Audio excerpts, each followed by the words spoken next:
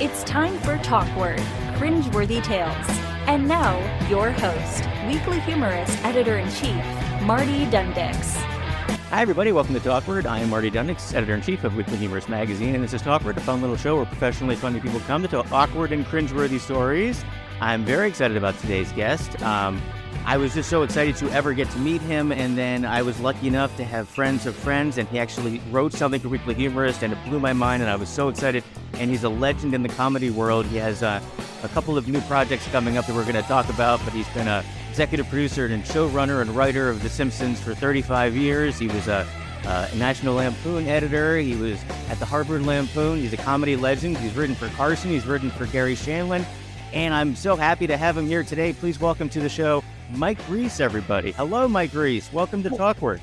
Hello. I can only disappoint after an introduction like that. I'm so happy to have you, and it's so nice to have become friends with you over the past couple of work. I'm not sure how many years it's been with COVID. It kind of feels like it's been like a decade, but it's probably only been like 6 months. But you were a writer for National Lampoon, and I worked for National Lampoon for like 13 years, and they did a documentary film. And when they put the documentary film together, that was put through by a Fourth Row, Doug Triola, and they did a great movie called Drunk, Stone, Brilliant, Dead. And I was still at Lampoon when they were putting all that together, and we had a big premiere party, and it was so much fun. I got to meet so many incredibly huge comedic giants of National Lampoon, and you. But you were there, and you were so nice to me, and I was so thrilled to meet you. And you were just such a friendly, casual, genuinely nice person. So you weren't as intimidating as you ought to be for such a important comedic voice that you are. And you're just such a friendly person. And I'm so happy that I've gotten to work with you, because now we have a book out that we're going to talk about today called Santa's Brother Sandy Saves Christmas, which is one in a very long line of comedic children's books that you've written. And this is the newest one, and it's been illustrated by Jason Chatfield, who's a great, great artist, and people can buy it. Now, this is the hard copy, the hardback version that's out now, too. And so let's just start off. Hello, nice to see you. Hello, Mike. Welcome. To see you. Yes, I do consider you a friend. And you'll see when you get to be my age, I'm in my 60s, you don't make friends anymore. You just sort of coast on all the old friends you've got. And it's always a nice surprise to make a new friend. And I count on you as someone to take care of me as I grow in firm. Oh, good. I've got into that role. I'm actually kind of eyeing people like that myself. So my nieces and nephews, I'm being as nice and as an Uncle Marty as I possibly can be, because they have to take care of me when I'm old. Yes. And it's been nice getting to know you, and you're fun because you are someone who actually lives in Times Square. So we're both in New York City. I live in Park Slope, Brooklyn, where I have been for a very long time. And I would work in Midtown for a couple of different places. And I've had to commute in. When I worked at Letterman, it was 53rd and Broadway. When I worked at National Lampoon, it was around the corner in the Studio 54 building. But I'd always commute in. And when you and I met, and you were like, oh, you got to come to my place, and we're going to do this, I'm going to show you stuff, and we're going to record the thing here. And you lived in Times Square. And I was like, wow, you live in Times Square. I don't think I've ever met anyone that lives in Times Square before. That place is a circus. But you've lived there for a long time, and I thought that was so interesting. And what do you love about living in Times Square? I love the insane convenience of it all. And I always tell this story that I needed a dentist. I just moved to New York. It was like 17 years ago. And I have this very restrictive dental plan with the Writers Guild. So I asked Google, where is the nearest dentist on my dental plan? And Google said 75 feet away. And I didn't even know Google did that. And I called them, and they were closed. So I go, all right, what else you got? They said the next nearest one is 150 feet away. And it's all just like magic. Especially I used to live in LA for 26 years, where everything is a giant inconvenience. And you have to plan a trip to the store like weeks in advance. And I find myself still doing it here in New York. And it's pointless. I'll be thinking, oh, I really need a haircut. Gee, when can I fit that in? Blah, blah, blah. And the barber is, again, 35 feet away from me. I can just go there and get the haircut while I'm still thinking about my plan of attack. That is the fun thing about New York, and we take it for granted so much. And anytime I leave, I always miss it. When I'm in New York, you're always kind of like, oh, this place is so dirty. There's piles of garbage everywhere. There's rats everywhere. There's just there. And then, but you can do anything you want in a couple of blocks. You pretty much get everything you need. And like I'll be walking out to go someplace else, and I'll pass my barber, and he's in the window cutting someone's hair, and he'll look at me, and I'll be like, oh, I'll be in today. Sick? Sick's good. He's like, done. And that's it. That's the entire thing you need to plan to get a barber's appointment. Is you're walking by, you make eye contact, you're like, I should get a haircut because he just saw me. Now I have to get a haircut. Like if my hair is this long, he's going to get mad. That's kind of how I deal with all of my planning and things. That's why I think people in small towns are so boring. That's what they're thinking about all the time. When can I get my haircut? When can I buy that squash? And we have time to think about it. We have time to write Broadway shows. Yeah, and you where you live, you're right in where all of the Broadway shows are. You're constantly just walking by all the theaters. You can just pop right in. You and Denise can just go and do something immediately, and you go to functions. I was lucky enough to go to one of the plays that you wrote, and that was at what was the name of the theater that we went to that was so gorgeous Upper East Side? The Neighborhood Playhouse? The Neighborhood Playhouse, yeah. Neighborhood Playhouse, which is like a historic actors type studio type playhouse where everyone's like, it's like a conservatory for all of this acting and all the different themes, it's like, and then you wrote a great play called, it was Shylock. And it was the character from Shakespeare from The Merchant of Venice, and it was from his point of view. Correct. It was, and it was fantastic. And you wrote this whole play, and then they performed the play, and it was so wonderful. And that kind of stuff, it's just these little projects that you pick up. Like you're this massively successful television comedy writer, and you've been on The Simpsons for a very long time. You created and wrote The Critic, which was an amazing show with John Lovitz playing a movie critic, and he would always say, "It stinks." And I loved that show so much too. And but you've been able to dabble in so many other little things throughout your life. How do you find interesting projects to occupy your time, even though you've achieved so much in the comedian and in the comedy writing world already? I mean, you've won so many Emmys. Right. You do a lot of stuff with movie features, Ice Age. You just kind of find stuff. How do you find projects that interest you after you've done so much already? Well, it's funny. When I was 38, which is a long time ago, I thought I had enough money to last the rest of my life. I mean, in hindsight, I had enough money to last me till I was about 42. That seemed like the end of the road. And so I retired. I walked away and I quit. And I told one of the guys at The Simpsons, he said, "You ever going to work again?" I said, "I'll only work on a show where I like the show or a project where I like the show and I like the people and I don't have to be the boss and they'll do it on my schedule." And he said, "Well, good luck finding that." But sure enough, I've spent the last 25 years only doing that kind of job, like punching up animated movies. It's great, fun work. It's on my schedule. I've written all these children's books where I don't have to take notes from anybody. I write the book. They're short. I can make it as good as I want, and then they can buy it or they don't have to buy it. But it's not some long, drawn-out development process. So there is, and plays are like that too. I'll tell you an amazing thing about plays is, unlike TV and certainly unlike movies, they never change a word of your play.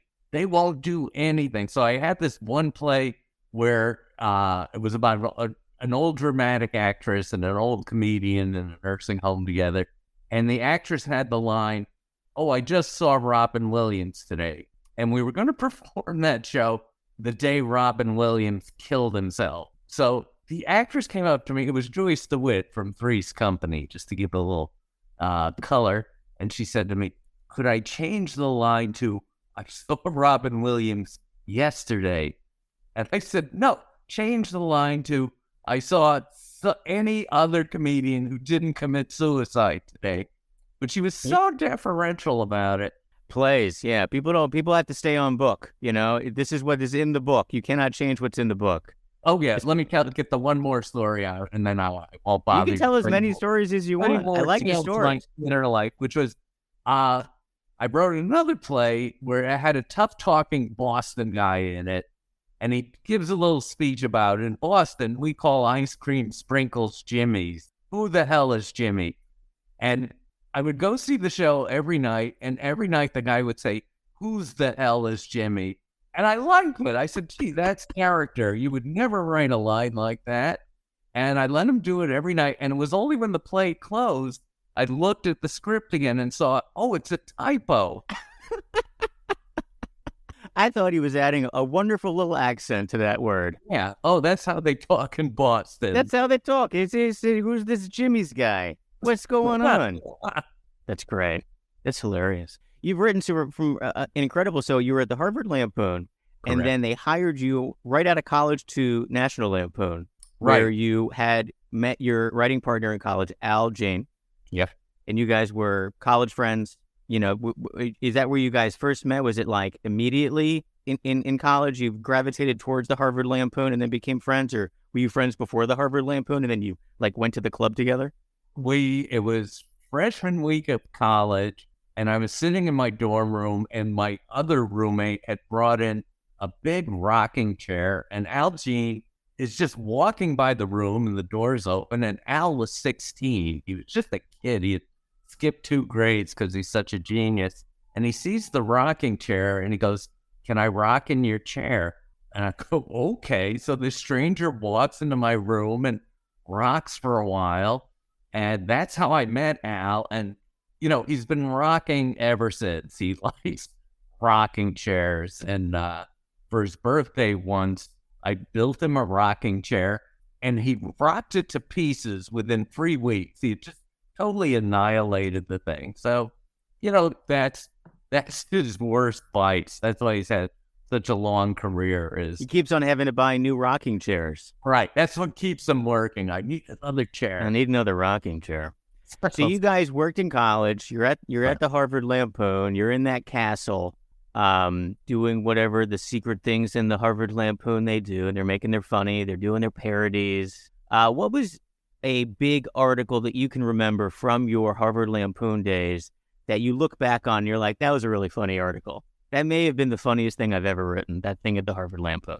It was funny. It was very collegiate, very Ivy League kind of piece to write, but it was I wrote a piece called Samuel Johnson's Party Joke, and it was the idea. I was taking a course in Samuel Johnson, not that I ever went. I never went to the class, and the final was coming up, and I still thought Samuel Johnson had invented the steamboat or something. So I was in big trouble. But if you take a course in Samuel Johnson, they'll just tell you all the great witticisms he made and listen to this anecdote and blah, blah, blah. And none of them are funny.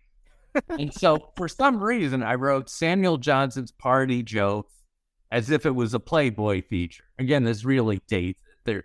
There used to be a thing called Playboy magazine.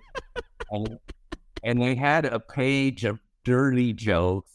And so that was the piece, as if Samuel Johnson had written that once. Party jokes. And can you remember a single Samuel Johnson party joke? It's, let me see. It was Samuel Johnson's recounting. I had lunch with the great architect, Sir Christopher Wren, and he mentioned that he has many great and beautiful erections. And my hostess, Mrs. Thrale, gazed longingly at his crotch and said, I must agree. Highbrow, lowbrow. It's a real right. But that's great. It doesn't sound like much, and it's aged terribly, but it was really good at the time. I was quite proud of that. I think Samuel Johnson jokes about architecture and erections is a timeless classic. I don't think you can time out of that. What I like about the joke, and I mean this is part of the theory, is you see the punchline coming about 14 miles away. Everyone's so far ahead of it. It would also be when you hear those great stories of some great witticism. You're thinking, well, I would have said that too. Someone just gave him such a fat setup somewhere. Yeah, someone really lobbed that up for them to dunk, like they got set up pretty good. It's the guy. If I were your wife, I would give you poison. It's like, no one say that. That didn't happen. So you're putting out the Harvard Lampoon, and at that time, and I don't know the publication schedule for the Harvard Lampoon is it early 1980s? It is, 1978 to 81. And they're putting out a magazine. Is it every quarter? Is it every month? They put out 5 a year, and they never are on time. They've never hit their schedule, and the magazine is free to all the students, and still the students hate it.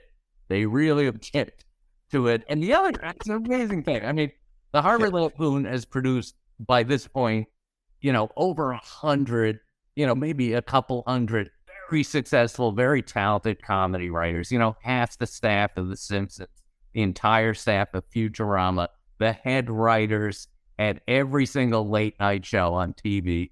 All this talent comes out of there, and yet the magazine's terrible. It's never been funny. I've read it back to 1876 when it began.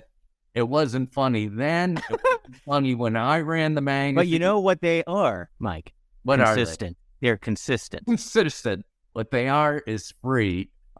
But it's just amazing. I mean, it stays terrible. And the other funny thing is, it still looks terrible. I mean, it looked bad back in the pre-computer day when we were just kind of literally pasting it up and cutting it with X-Acto knives. But now they have all these high-tech tools, and it still kind of looks like a monthly ransom note or something. That's so awful.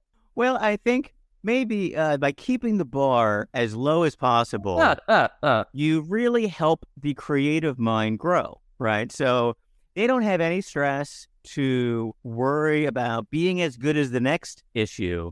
Yeah, because they didn't build up themselves a problem where they have to live in someone else's shadow of success. It's so true. You go back because you can look at the old issues written by Doug Kenny from National Lampoon or John Updike. He was president of the Lampoon. Still terrible. Okay, you don't see any glimmer of how talented that guy would be if you read his college stuff. And that's the good thing about what you do in college is it doesn't have to be very good. You just kind of learn how the pieces work, and then you go and do a good job for someone else later on. And the stuff you did in college, because you don't want to peak in college, Mike. So then, because then your career doesn't go anywhere. So people, they actively work at being not super, because you don't want to. There's so many people I'm sure that you have at the Harvard Lampoon that you don't want to have to compete with everybody. So everyone kind of maybe does their own thing. Though, I mean, the party jokes thing was, I think, very funny. And I think what kind of was the motivator for Doug Kenny and Robert Hoffman, and when they got out, it was because of the magazine parodies, I believe, where they got like a national audience to do real publications of the parodies of Playboy and Time and all those things. And that's sort of what turned into, I think they did like a one-off national spoof or something like that. Yes. And then even more into the details, but I guess this is a comedy podcast. Yeah. Someone will be interested, which is the magazine, the Harvard Lampoon magazine would suck. And then they would do a summer project where they put out something that people would actually have to pay for. And they would do a parody of Time magazine that would go, would be nationally distributed. They did Time, they did People, which was a fantastic parody. When they did these projects for pay, they were great. They were great and funny, and everyone brought their best game. And I think that is sort of a way how everyone wound up in TV, was knowing, all right, if people are paying you, you better be good. If they're not paying you, you can be an artist. Exactly. You have the freedom as long as there's no one holding you accountable for anything that they have bought and they're angry about and they want their money back. And then when someone actually pays for it, that's when you put in the good stuff. And maybe that's a good lesson for comedy writers. It's you suddenly realize, oh, gee, that's how the world works. That's why there are 5 million podcasts. Did you know that? There are I do a podcast, you probably do 8 podcasts, but there are 5 million podcasts out there. There is a Chicago of podcasts out there. And why? Because nobody pays for them. That's right. Speaking of podcasts that nobody pays for, Mike's podcast, What Am I Doing Here? With Mike Reiss, is available now. And we can talk about your podcast real quick. This is a good segue. This is a nice picture. Tell me who this is by. Who's the artist? The artist is Seth Feinberg, and he is a cartoonist and especially a brilliant animator. And the work, even though I'm proud of The Simpsons, obviously, and The Critic, the work I'm proudest of is the work I did with Seth Feinberg. Again, for free. We might have gotten a little money, but I did a cartoon with him for the web in the very early days of the internet called Hard Drinkin' Lincoln. And I'm not proud to say Hard Drinkin' Lincoln was something I guess I did when I was about 40 years old, which I had actually written when I was 15. I just found it in my old notebooks of ideas. And I go, all right, this will do. And I did a Hard Drinkin' Lincoln with him. And then I followed it up with the cartoon that I'm prouder of than anything else I've done called Queer Duck. And it was about a gay duck and his gay animal friends, Openly Gator and Bipolar Bear. And you can see the Queer Duck cartoons on YouTube. And at the time, they were groundbreaking. I mean, I did this thing because I said, gee, there's nothing for a gay audience out there. No cartoons. I wanted to create like a gay Bugs Bunny where his Elmer Fudd was kind of a straight conservative guy. And I'm not gay. And I sort of said, and it's the kind of thing I would not be allowed to do anymore. But right. But at the time, I just asked permission of this internet company if I could do it. And I put out Queer Duck, and it was this instant phenomenon.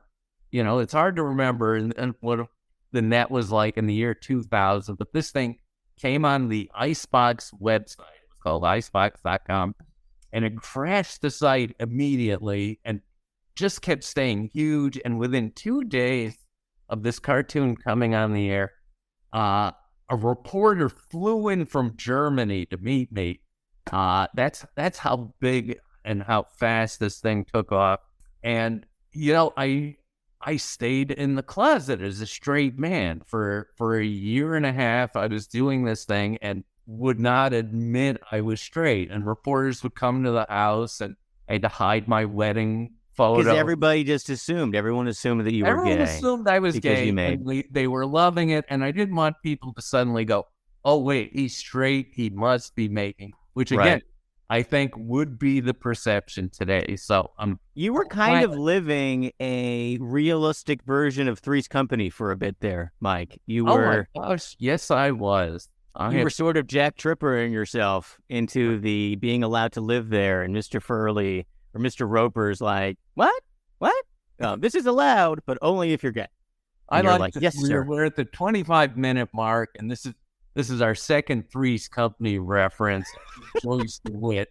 So this is, oh, by the way, I've never seen one episode of. You've never seen Three's Company? No. Is it awesome? I loved Three's Company, Mike. Okay. Oh my God. We have the Regal Beagle. We've got Larry, the best friend who's total skis bag. I think he's like an airline pilot. So he's always bagging chicks down at the Regal Beagle.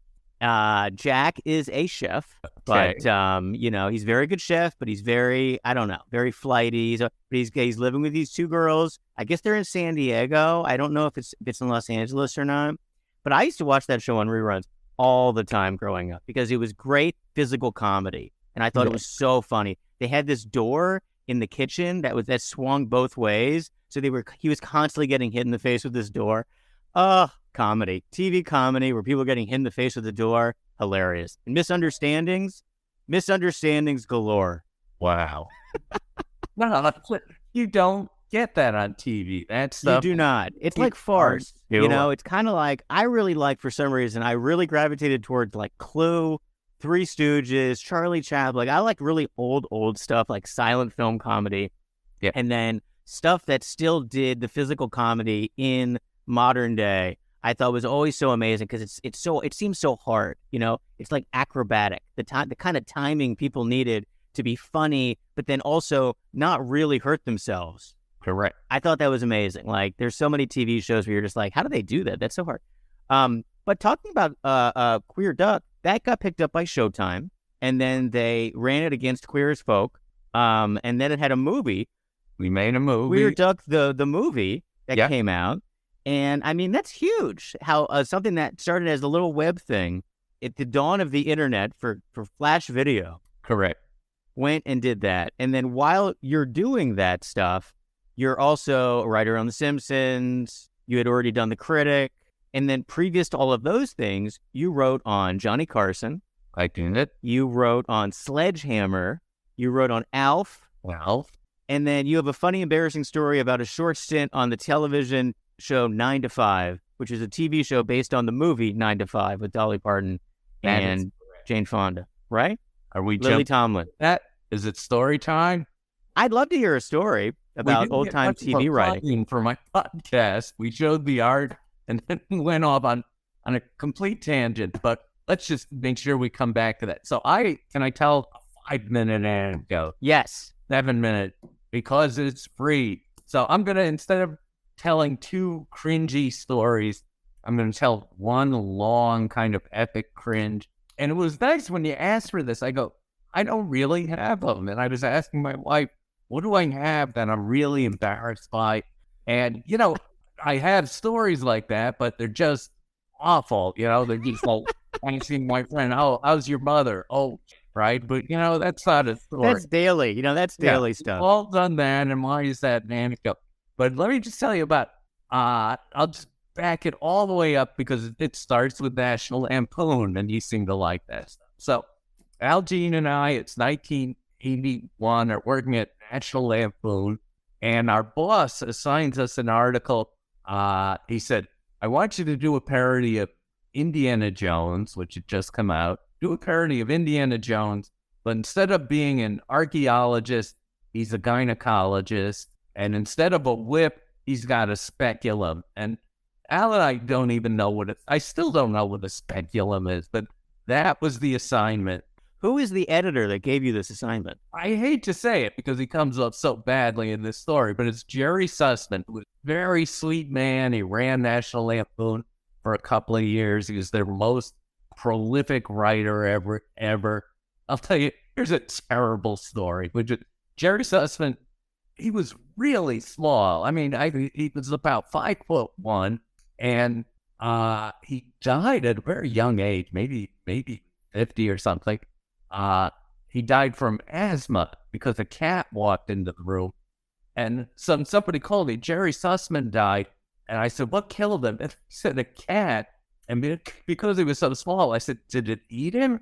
So, not a great story, but so Jerry Sussman had to sign this article, and Al and I are sitting down on a weekend to try and write this piece about Indiana Jones as a gynecologist. And so we get one joke. Okay, instead of the big ball rolling at Indiana Jones, it's a boo. We got that. And instead of Indiana Jones, his name was Indy Pants Bones. So already, but joke 2, it's awful, and we can't think of joke 3. We cannot think of one other funny thing on this topic, and we start fighting. And Al and I fought more that afternoon than we did in the subsequent 40 years we worked together. That was such a terrible day for us. And then we get a call from Hollywood just saying, you want to come out and work on this movie? We need you tomorrow. And we said, yeah. And it wasn't that we wanted to go to Hollywood or work in the movies. I just I love my job here in New York. I love my apartment. But I just didn't want to write Indiana Jones as the gynecologist. You're like, this is my out from this assignment. I didn't even this assignment was. Yeah. Anyone could have called you at that point and you would have been like, I will absolutely do this offer if it gets me out of writing this one thing. That's right. We've got this we've got some sort of giant lizard in the sewer. Do you want to fight it with a matchstick? Yes. So anyway, we walk into work the next day, and it was so sad because the owner or the manager of National Lampoon, Julian Weber, came to our office that day just to say, boys, I never say it enough. I want to tell you what a great job you're doing. And we said, well, we're quitting. When?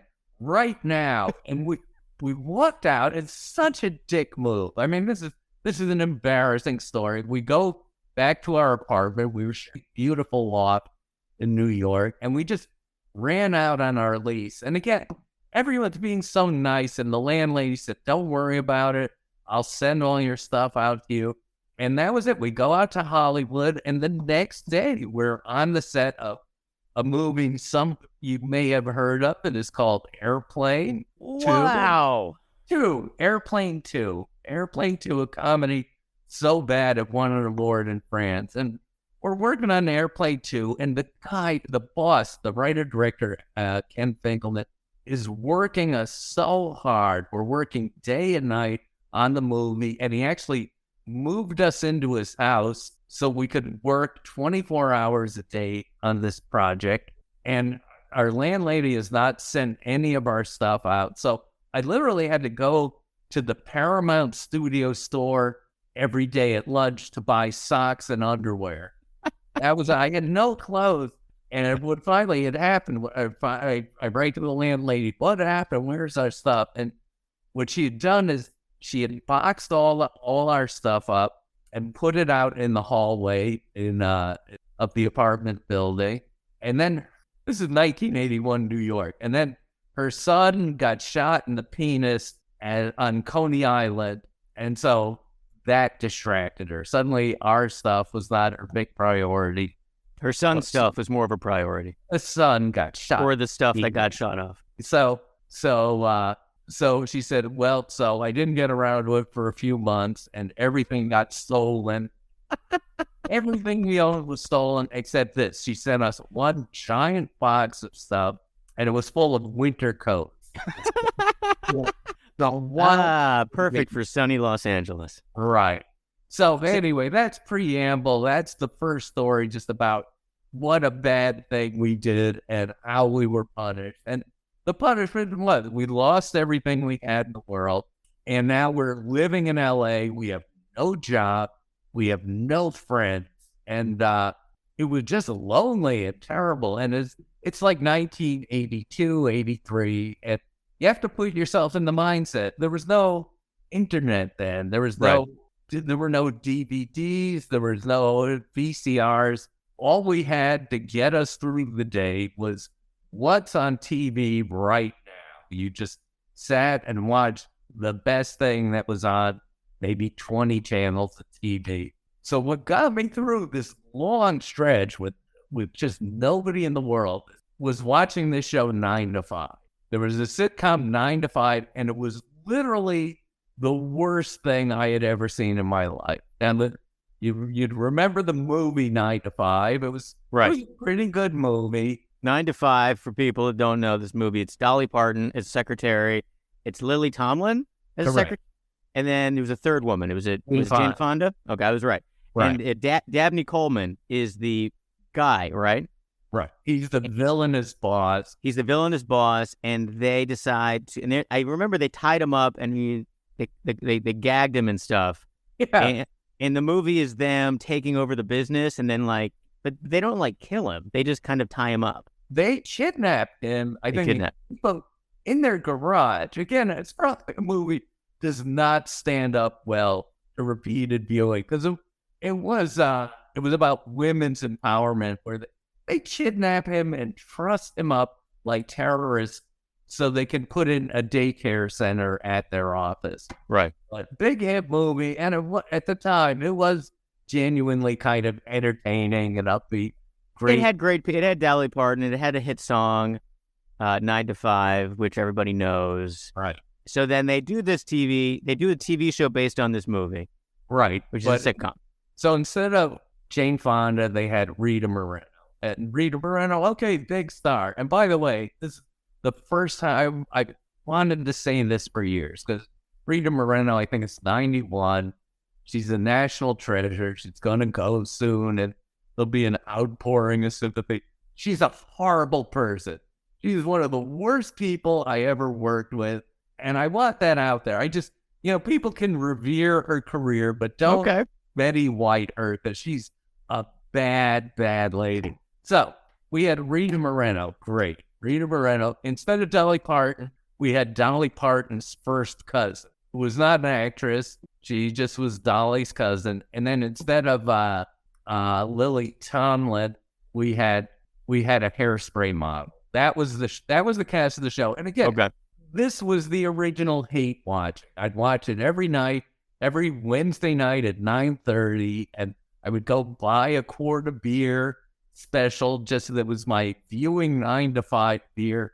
And this is like my church. This got me through the week. And then one day I get a call. Hey, this is 9 to 5. We're looking for writers. Would you like to come in? Oh, yes. So I come in for a meeting with the worst show I've ever seen in my life. And they started explaining to me, well, it's a show about 3 women who live together and they work in a factory that makes slotted spoons. And I go, yeah, and they share an apartment and the son sleeps on a shelf over the sink. And I start talking and they go, you watch our show? You're the one. That was it. I go, I watch your show every week. And they go, you're hired. So I got hired off of that. It was such a lucky break. And the amazing thing about TV is there are some, we see terrible shows like that on the air and you assume the writers are a bunch of morons and drunks and stuff.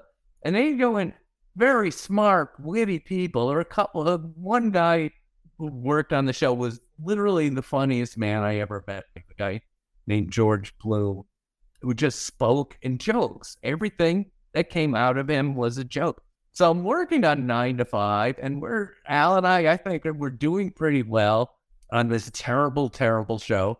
And then we have a tape night that goes to midnight on a Friday, and they tell Al and me, we want to meet with you after tape night. And Al said, I think it's bad news. And I go, it's going to be great news. They would never tell us bad news Friday at midnight. How cruel are they? I don't know if it's a raise or a promotion, but they love us here. So we go in for the meeting Friday at midnight, and they fired us. And that was it. It was like a 13-week contract, and they fired us after 9 weeks. So they didn't even want us around for the last 4 weeks. It was like, and then we were still getting paid, but they're like, we want to pay you to not write for the show for a couple of weeks. Right. And that was it. We got fired off of the worst show I ever Did they give you any criticism, like feedback, reason? We just don't like the jokes aren't landing for the 9 to 5 audience. They said you're quiet in the room. We were quite, a big part of the job is pitching jokes in the room. And we were a little quiet. It was our first job. But no part of it, I think, was we were really kind of stunned how bad the show was, how bad it was coming out. It's like we need a joke for this idiotic situation. And we would just sit there stunned, you didn't want to contribute to be a part of it. What I've learned subsequently, because seeing other shows, the show was in trouble. Yeah. Joe was in big trouble. ABC hated it. And they said, do something. So they fired us. They fired 2 other writers that night too. And so they fired half the staff. And, it was just a big show. And it is one thing you do. If they tell you fire someone, you fire the new guys. Yeah. That was the rule at Carson too. But fire the new guys. And so from 9 to 5, you and Al, is that when you get the gig at Carson? No. I think we had been at Carson already. Okay. We were on a show, an award-winning show. Nobody remembers. Award-winning cable show called Not Necessarily the News. I love Not Necessarily the News. Wow, Mike, that is an amazing show to be on. And it's funny. It was all topical humor, but you can see these on YouTube, and I could not believe it holds up. you're actually it's amazing. This super fast-paced show. It sort of it was around the time of the birth of MTV, and it was, let's do the news. Let's do Weekend Update in an MTV video style, and it's the guy that was the anchor, he was a kind of a larger guy with brown hair who was very funny. What was his name? Lord Pank, a very, very funny guy. Rich Hall, the comedian, was on the show. Yeah, Rich Hall. They would give him, 5 minutes a week to do whatever he wanted to do. Brilliant stuff. It was a really good show. So that was the show. I think we learned nothing from the National Lampoon story because we were working at not necessarily the news. They loved us there. And then we get the call. We want you to do 9 to 5. And our agent is saying, you got to be on a sitcom. This won't get you anywhere. So we walked out of not necessarily the news. We walked out of a contract. They were shocked. Then we get fired, 9 weeks later. And we just said, can we come back to not necessarily the news? And they said yes. And so by getting fired for those 4 weeks we were supposed to be at 9 to 5, we're actually collecting 2 paychecks. We're getting not the news and 9 to 5. And of course, at the end of the 13 weeks, they canceled 9 to 5 too. Yeah. So all those people who fired us, they got fired too. And they deserved it. They did such a bad job. And then about 3 years after that, I'm running The Simpsons. It's the biggest hit in the land. And the woman who fired me calls me up and said, I have a writer I want to recommend. I think you'll really like him. And I'm thinking, well, you sure have excellent taste. Although our bond is you fired me, and now you're recommending a writer. Wow. So you were at The Simpsons. I remember when The Simpsons it was on the Tracy Ullman Show as a short bit thing. They added The Simpsons. It was like it was a short, right, within a larger show on Fox called The Tracy Ullman Show, which was a great sketch comedy show. And then they decided to do The Simpsons spinoff. At what point did you join that team? Did you do any of the writing when they first were doing the shorts? No. Or did you join when it became a show? No, I joined when it became a show. And this is something I didn't remember this. I was talking to Mark Flanagan, one of the writers for Tracy Ullman Show. The Tracy Ullman Show, it was, I think, 3 sketches a week, and they all starred Tracy Ullman, and people got confused. Is it just one long sketch? I keep seeing this woman.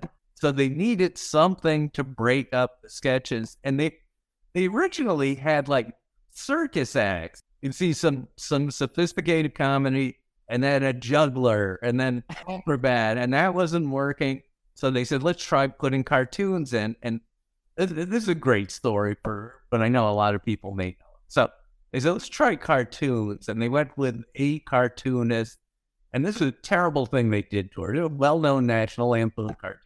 I'll even say it was M.K. Brown, Mary Kate Brown. Yep. They went to her and said, can you do animated interstitials? And she said, what do you want? They said, they don't have to be funny. So they weren't funny. She made her crazy, surrealistic art cartoons, and they put them on, and then they go, well, these aren't funny. So they fired her. It's a real shame. But then they go to Matt Groening. Matt Groening had been a very popular underground cartoonist in L.A. He did a cartoon called Life in Hell for the L.A. Weekly. Yeah, and that's when they had the bunny with the one ear? Right. Right. There are bunnies with 2 ears and bunnies with 1 ear. Right. Baby with 1 ear, which it plays into an anecdote we may or may not have time for. But anyway, so they call in Matt Groening. This is the kind of thing they do in Hollywood all the time. His agent said, they just want to meet you. It's just a meet and greet. So he comes in for the meeting, and 5 minutes before the meeting, someone leans out the door and says, we're very excited to hear about your new project. And he didn't have a new project. So in 5 minutes, he created The Simpsons. He pulled them out and created the show. And that's what he walked in 5 minutes. And there's a piece of paper somewhere, and I know who has it, but it's not Matt Groening, that contains that first drawing of The Simpsons, the first ever. That's incredible. It's just on a legal pad somewhere, but that's where The Simpsons came from. They were these 1-minute interstitials on the show, and then they found out that the audiences loved the 3 minutes of Simpsons more than the 27 minutes of Tracy Ullman they were getting. It's true. That is kind of what happened. It was like they used the Simpsons got to use Tracy Ullman as a launch pad to like test out something cool, and everyone's like, we really like this Simpsons thing. Yeah, I remember, and you may have told me a story about this, but I remember the first Simpsons for the broadcast was the Christmas episode because they made it into a Christmas special, and that's how they launched the Simpsons as their own show. But I think you told me that originally that was supposed to be like episode 10 or something. 9. Yeah, supposed to be episode 9. Yeah, it was David Silverman who was animating these shorts, said to Jim Brooks, maybe they should be their own show. And there hadn't been animation in prime time for 30 years, not since the Flintstones, and nobody did it. And the other thing, it's very hard to get in this mindset. We're all the way up to 1988, where cartoons had a terrible reputation. They were just Saturday morning crap that was cranked out as filler. Adults did not go see Disney cartoons. And Disney was really making junk by that point. And it was all just kid stuff. So the idea of doing an anime show for adults was just crazy. And so they're turning The Simpsons into a half-hour show. I know a lot of reputable writers turned down the job, and they came to me because a couple of friends of mine had turned the job down and recommended me.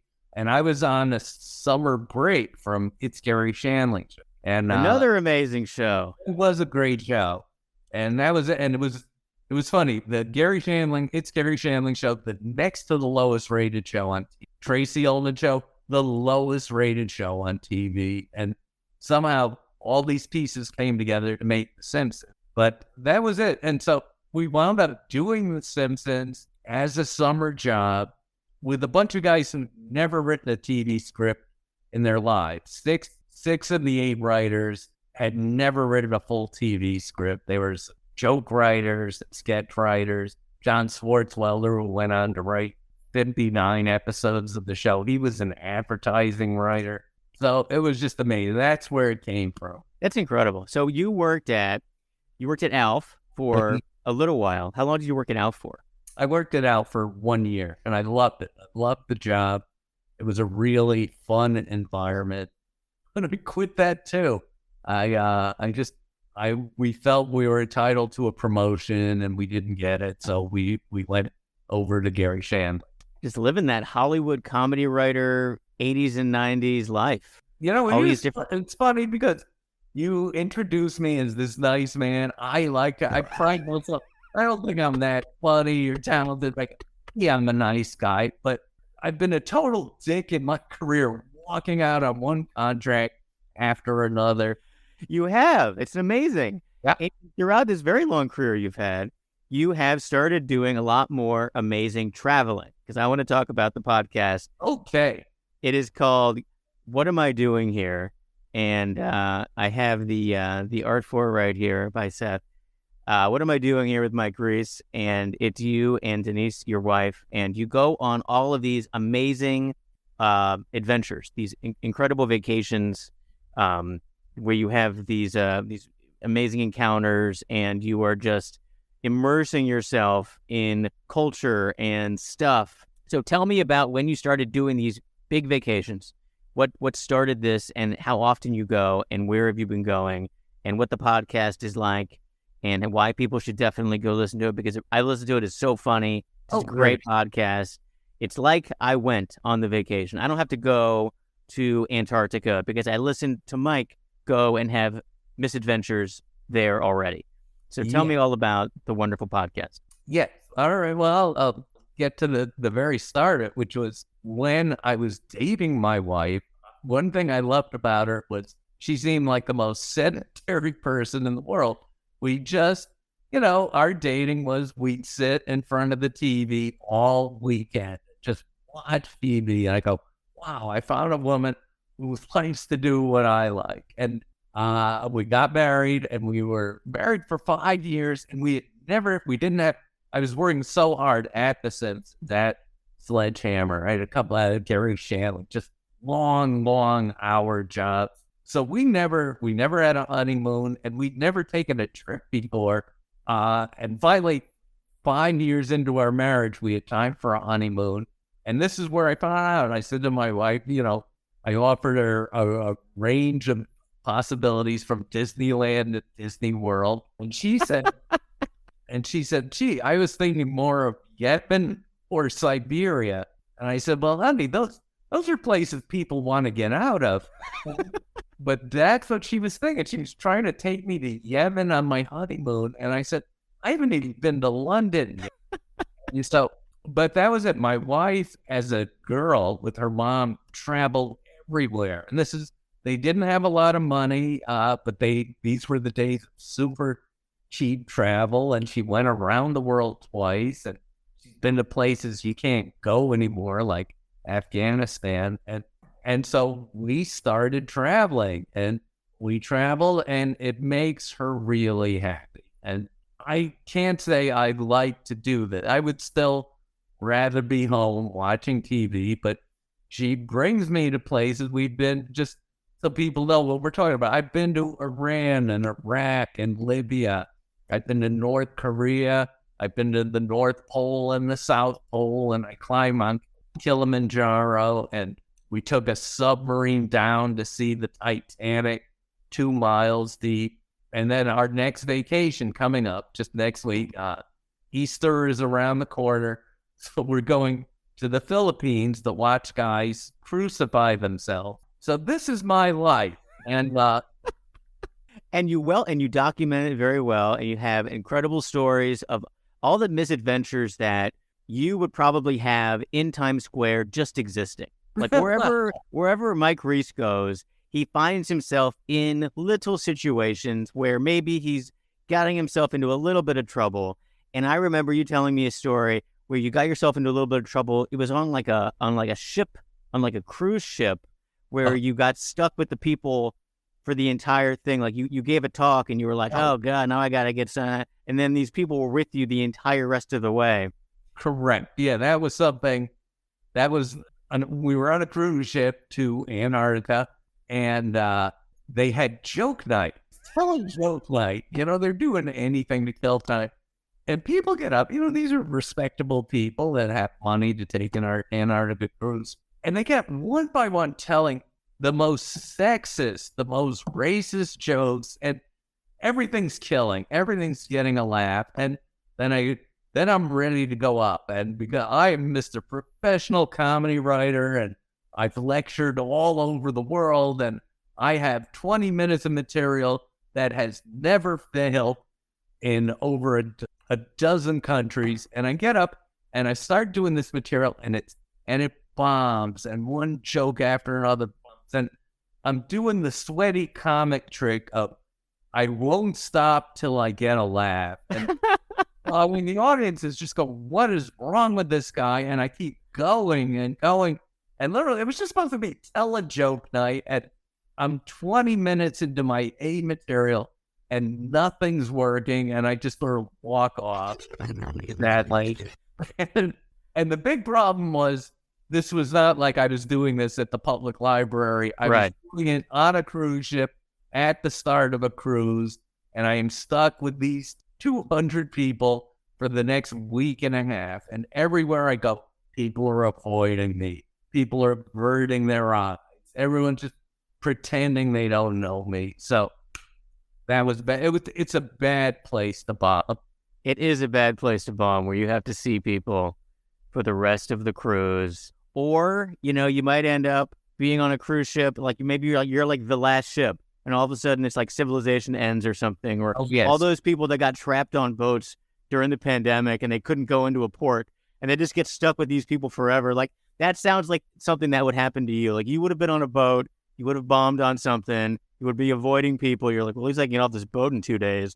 And then they're like, attention passengers, we will be on this boat indefinitely. You're like, son of a bitch. I have a weird story. It's an anecdote with no real punchline, partly because we're living in it. We're right in the middle of it. We had a house guest with us last week, And he was telling us about a 94-day cruise he was about to get on. And I said, well, if you're taking a 94-day cruise, you should look at this. And I pulled up an article. It was all over the papers a couple of months ago. A 3-year cruise. A 3-year cruise goes to every country on Earth you can visit with a boat. So it's 135 countries, 3 years. And I expect him just to be amused by the article. He goes to our guest room, and he comes back. Well, I put down my down payment. Like, whoa. He goes, I think you should come with me. We'll split the time on the boat. We'll each take 18 months. And my wife, of course, because it's a terrible idea, is go, yeah. So you're time sharing a sea cabin. A boat. And then he goes to the guest room again and comes back. No, instead of splitting one room, we'll get 3 rooms. Then we can each have our own room and have a 3rd room for guests. And it's like, what? These people in their cruises, Mike. People get into cruises. I saw a thing, and it was basically sell your house, and it was like $50,000 a year to live on a cruise ship. Right. And that's it. This is $60 grand a year for the 2 of us to live on a boat, free food, wine with dinner, laundry. Yeah. So I keep telling my wife, we're not doing it. We're not doing it. And I think she's getting the message, but then we're out with people and they said, what happened with the cruise? We're thinking about it. I know how it works, and I know I will be on this 3-year cruise starting in November. So this is, we only have no way. Are you really going to be on a 3-year cruise? Well, we'll see. I keep saying no, but that doesn't work. I'll visit you at New York Harbor at the port. We can say hello. Anywhere, maybe I'll buy that guest room. You can fly into Mogadishu and ride with us for a couple of weeks. Oh my God. But anyway, let's talk about the podcast is What Am I Doing Here? And people should go listen to it. And we're going to be turning that into a travel log book because the writing and material that you're getting from these travels is just insanely funny. Yes, and then only funny stories from travel, mostly disastrous vacations. It's only 15 minutes, and it's scripted. It's not like this. It's written and it can't go off the rails immediately like a podcast can. I give it a listen. Give it a listen, and also pick up Mike's books because his books are wonderful. He has many books. How many children's books have you written at this point? That's number 21. So number 21 right here. This is Santa's Brother Sandy Saves Christmas, written by you, illustrated by Jason Chatfield, who's a fantastic illustrator. He does a lot of stuff for Mad when they were around, and the New Yorker currently. But you should go pick up this now. You can get this at Amazon or on Bookshop or wherever you want to go to buy your books. But it's a wonderful story about Santa's lazy brother Sandy, and he saves Christmas, and it's great, and I love it. And hopefully we're gonna do more. We have to do some follow-ups. We're gonna have many times with this character of Sandy, I think. Would love to do it. It's for children and Jimmy Buffett fans. Definitely Jimmy Buffett fans. So I want you to be able to continue on with your life, so I won't hold you here all day. People should follow you on Twitter because you tweet all the time and you're very funny on Twitter. Even though Twitter's become this like hellhole of just like chaos and anarchy. But follow Mike at Mike Reiss Writer on Twitter. Correct. Thank you. You're welcome. Follow me back stuff this free. Listen to the podcast. Buy my books. Watch The Simpsons. We're doing some good shows these days. Still at The Simpsons. Still working hard. Still coming out. Yesterday. Before I go, what was your absolute favorite? What was your favorite episode to write of The Simpsons? What's your top? You can say top 5 if you have to. But what are your top 5 Simpsons from your 35-year time there? Well, that's it. I always say I worked there 35 years, but I took off 2 years in the middle.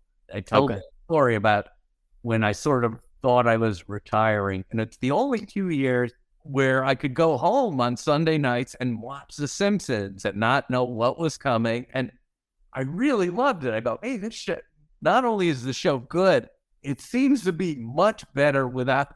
So it's season 6 and 7, which I had nothing to do with, are so funny and great, and especially the Halloween show. So when people always say, why is The Simpsons going downhill? Well, I'm the reason. You are the reason. Yes. Yeah, the Halloween episodes are always great. I love the Halloween episodes. The Treehouse of Horrors are always hilarious. Yeah. Thank you so much, Mike. And then what's the next stop? What's the next vacation? Philippine crucifixion. Philippine crucifixions, everybody, for Easter. So be following Mike on Twitter. I'm sure you'll be tweeting a photo, hopefully, of something you see there. I'm pretty sure you will. I'm hoping they do something. So we'll check out some Philippine crucifixions. Good luck with your big trip. Thank you so much for being on Talkward. Everyone follow Mike on Twitter. Thank you for watching. Follow us at Talkward Podcast and subscribe to Weekly Humorist at Weekly Humorist. Thanks so much, Mike. I'll talk to you soon, okay? Always a pleasure. Thanks. All right. Bye-bye. Thanks for listening to Talkward. Please subscribe, follow us, and visit weeklyhumorist.com.